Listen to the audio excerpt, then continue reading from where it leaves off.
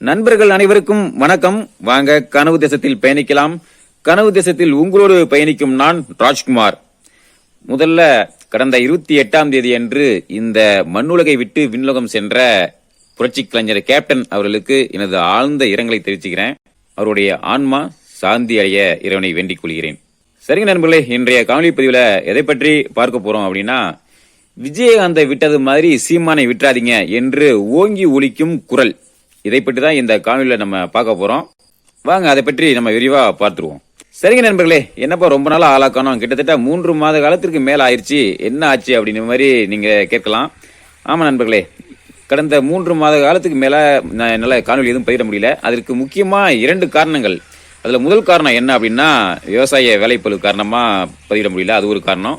அடுத்து இன்னொரு காரணம், 2வது காரணம் என்ன அப்படின்னா, நான் எப்ப காணொலி பதிவு பண்ணணும் அன்றைய முதல் நாள்ல எனது தொகுதி சார்ந்த 2 முக்கிய பொறுப்பாளர்கள் கட்சியிலிருந்து நீக்கப்பட்டாங்க. நீக்கியது யாருன்னா அண்ணன் சீமான் அவர்களுடைய கையெழுத்தின் பேர்ல தான் நீக்கப்பட்டிருக்காங்க. அந்த நிகழ்வில் இருந்து தான் என்னால இந்த கட்சி பணியிலும் சரி, இந்த காணொலி பதிவிலும் சரி, என்னால முழுமையா ஈடுபட முடியல. அந்த நீக்கம் அப்படிங்கிறது எனக்கு மிகப்பெரிய ஒரு சோர்வையும் மன உளைச்சலையும் கொடுத்தது அப்படிங்கிற மாதிரி தான் சொல்லலாம். சரி, அந்த நீக்கத்துக்கு என்ன காரணம் அப்படிங்கறத பத்தி என்னால இப்ப இந்த இடத்துல விரிவா என்னால பேச முடியாது. ஏன்னா சில கட்சி விஷயங்களை நம்ம வெளிப்படையா பொது வெளியில நம்ம பேச முடியாது. இருந்தாலும் அந்த நீக்கம் அப்படிங்கிறது எனக்கு மனதளவுல மிகப்பெரிய ஒரு வலியும் வேதனையும் கொடுத்தது அப்படிங்கிறது தான் அது உண்மை. அப்ப இந்த ஒரு காரணத்தினால தான் என்னால தொடர்ந்து காணொலி எதுவும் பயிர முடியல, கட்சி பணியை செயலாற்ற முடியல. இப்ப எனக்கு வேலைப்பொருள், விவசாய பணி, எனது பொருளாதாரம் சூழ்நிலை, குடும்ப சூழ்நிலை அப்படிங்கிற காரணத்தினால நான் முழுக்க விவசாயத்துல நான் கவனம் செலுத்திட்டு இருந்தேன். சரி, இதெல்லாம் முடியிட்டு நம்ம பொங்கலுக்கு பிறகு காணொலி பதிவேற்றம் பண்ணலாம், அதுக்கப்புறம் நம்ம கட்சி பணியில ஈடுபடலாம் அப்படிங்கிற மாதிரி நான் ஒதுங்கி இருந்து இப்ப எனது வேலையை மட்டும் பார்த்துட்டு இருந்தேன். இப்ப இந்த சமீபத்தில் இந்த 2 நாட்களாக பாத்தீங்கன்னா எனக்கு விவசாய பணி கொஞ்சம் தலைவடைஞ்சிருக்கு, அது கொஞ்சம் குறைஞ்சிருக்கு. அதனால மீண்டும் இப்ப இந்த காணொலி பதிவு செய்யறதுல இருந்து நான் இப்ப தொடங்கியிருக்கேன். இனிமேல் வழக்கம் போல நமது காணொலி பதிவுகள் வரும். உங்களுடைய ஆதரவை தொடர்ந்து கொடுங்க. சரி, என்ன காரணத்துக்காக நீக்கப்பட்டாங்க அப்படிங்கறத வெளிப்படையா சொல்ல முடியல அப்படின்னாலும், அண்ணன் சீமான் அவர்கள் பல பொறுப்பாளர் கலந்தாய்வு கூட்டத்துல சில வார்த்தைகளை சொல்லியிருப்பாங்க, சில ஆலோசனை சொல்லியிருப்பாங்க. அதாவது தன்னை முன்னிறுத்தாமல் இந்த இனத்தை முன்னிறுத்தி ஒவ்வொருத்தரும் களமிட வேண்டும் அப்படிங்கிற மாதிரி ஒரு வார்த்தை சொல்லியிருப்பாங்க. அடுத்தது, ஜாதி பார்த்து பழக மாட்டோம், ஜாதி பாக்குறவங்களோட பழகவே மாட்டோம் அப்படிங்கிற ஒரு வார்த்தையும் அண்ணன் சீமான் அவர்கள் அடிக்கடி சொல்லிட்டு இருப்பாங்க. அடுத்தது, பொறுப்பு, பதவி இதெல்லாம் கொடுத்தாதான் நான் வேலை செய்வேன், கட்சிக்கு உழைப்பேன் அப்படிங்கிற மாதிரியானவர்கள் இந்த கட்சிக்கு தேவையில்லை. எந்த ஒரு எதிர்பார்ப்பும் இல்லாமல் உழைக்கணும், அப்படிப்பட்டவர்கள் தான் கட்சிக்கு தேவை அப்படிங்கிற மாதிரி சொல்லிட்டு இருப்பாங்க. அடுத்தது முக்கியமா இன்னொன்னு என்னன்னா, இந்த தலைக்கணம், இந்த ஈகோ அப்படிங்கறத முதல்ல தூக்கி எறிங்க, அதை கீழே இறக்கி வைங்க, அதை விட்டொழிங்க அப்படிங்கிற மாதிரி சொல்லிட்டு இருப்பாங்க. ஏன் இந்த ஆலோசனைகள் எல்லாம் இந்த பொறுப்பாளர் கலந்தாய்வு கூட்டத்துல சொல்றாங்க அப்படின்னா, இதெல்லாம் தமிழ்நாட்டில் உள்ள அனைத்து தொகுதிகளிலும் இது இருந்துட்டு இருக்கு. அதனாலதான் அண்ணன் சீமான் அவர்கள் ஒவ்வொரு கலந்தாய்வு கூட்டத்திலையும் இதை முக்கியமா வலியுறுத்தி வந்துட்டு இருக்காங்க. சரி நண்பர்களே, இப்ப என்ன பிரச்சனை அப்படிங்கறது ஓரளவுக்கு உங்களுக்கு புரிஞ்சுன்னு நினைக்கிறேன். சரி வாங்க, இப்ப நம்ம அடுத்தது நம்ம விஷயத்துக்குள்ள போகலாம். புரட்சி கலைஞர் கேப்டன் விஜயகாந்த் அவர் கடந்த 28ஆம் தேதி இயற்கை எழுதினார் அப்படிங்கிறது நம்ம எல்லாத்துக்கும் தெரியும். நான் விஜயகாந்த் அவர்களுடைய தீவிர ரசிகன்.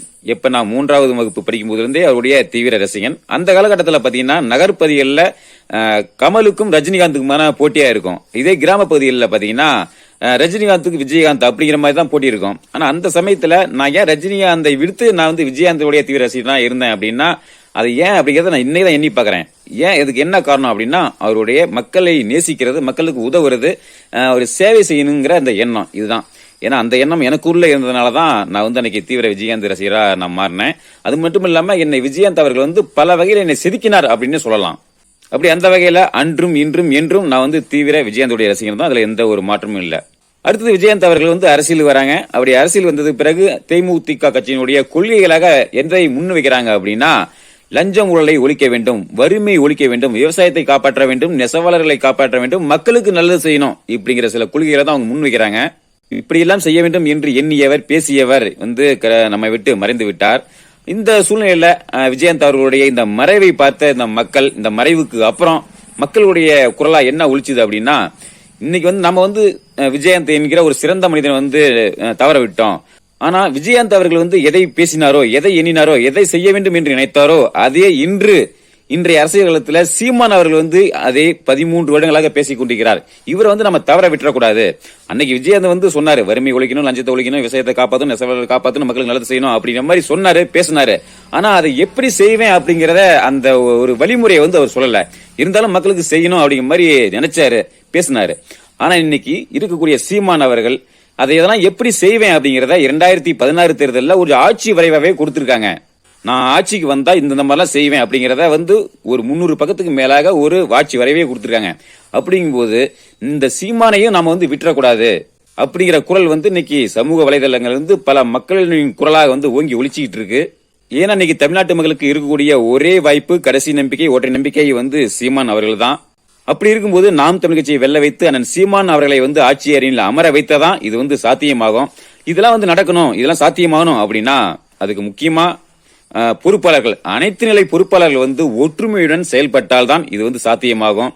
அதாவது இந்த ஈகோ பார்க்காம, ஏற்ற இறக்கம் பார்க்காம ஒரு ஒற்றுமையுடன் வந்து கூடி களமாடினால்தான் இது வந்து சாத்தியமாகும். அதனால ஒவ்வொரு பொறுப்பாளர்களும் இந்த ஒரு மிகப்பெரிய ஒரு செயலை கடமையாக எண்ணி, பொறுப்பாக எண்ணி, அடுத்த தலைமுறைக்காக ஒரு நல்லாட்சி வளர வேண்டும் என்பதற்காக தங்களுக்குள்ள ஈகோ, அந்த போட்டி, பொறாமை, இந்த மாதிரியான விடயங்களை எல்லாம் வந்து தவிர்த்து வைத்துவிட்டு ஒரே இலக்காக நாம் தமிழ்ச்சி வெல்ல வேண்டும், அண்ணன் சீமான் அவர்கள் முதல்வர் ஆக வேண்டும் என்ற உயரிய லட்சியத்தோடு பயணிச்சோம் அப்படின்னா நிச்சயம் இது நடக்கிறது வாய்ப்பு இருக்கு.